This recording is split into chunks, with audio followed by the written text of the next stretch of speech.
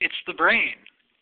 Today, we're going to make the brain happy and describe a variety of new pharmaceuticals that cure a variety of things.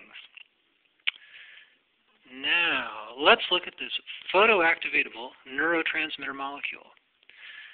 Now, this molecule, which I have pretended to draw, has the effect of becoming a neurotransmitter such as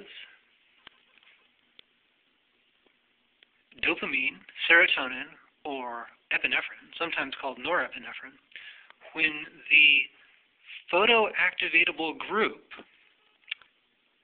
is energized with a laser. Such photocatalytic compounds are actually the subject of an entire journal of phototherapeutic chemistry.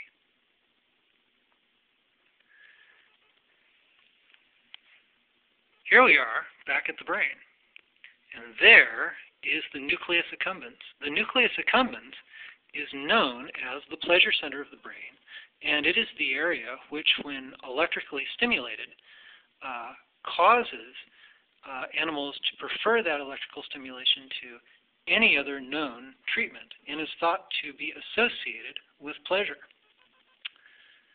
Now, what we do is we photozap the various neurotransmitters present at the neurons, and there are more than 30 published neurotransmitters that I've heard of,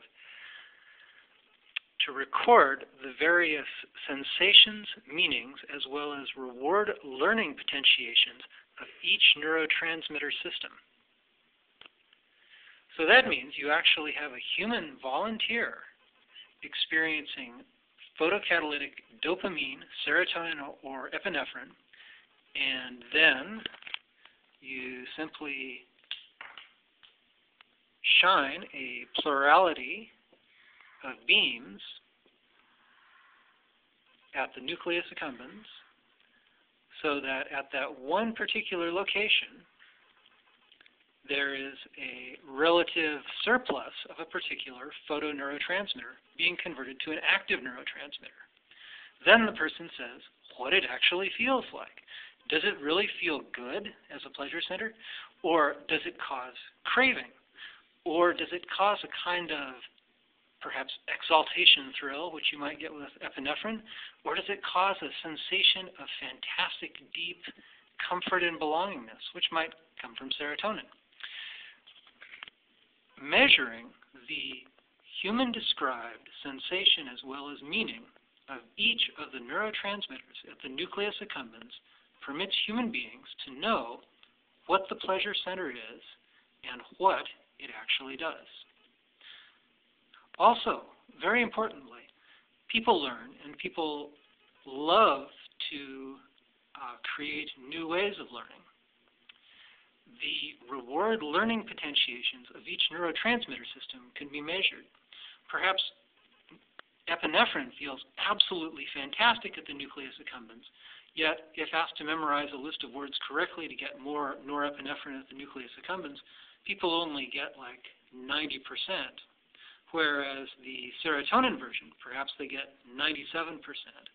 So we would know that that is an approach to improving human learning with different kinds of emotions or chemicals. Well, where would the funds for this kind of research come from?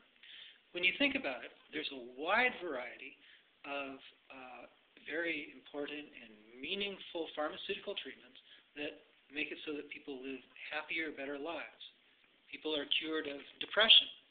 Now, let's imagine a Prozac completely without side effects because it was photoactivatable and only activated at those particular areas of the brain which were necessary to lift the person's mood and give them or their physician the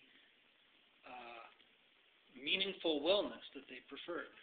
There's a drastic reduction of side effects, and there's also the opportunity to customize the treatment to each patient using a non-invasive group of light beams converging at one area of the brain. Now, notably, at the present, much of this technology already exists. There's already brain imaging which uses lasers shining deep into the tissue of the brain, being reflected back and their intensity measured to create maps of glucose measurement. Also, there's an entire journal devoted to photocatalytic cancer medications. Thus, the idea of photocatalytic neurotransmitters used to measure and describe the function of every area of the brain so that people can know how they think, what they think about, and how they do it, is just a use of these existing technologies.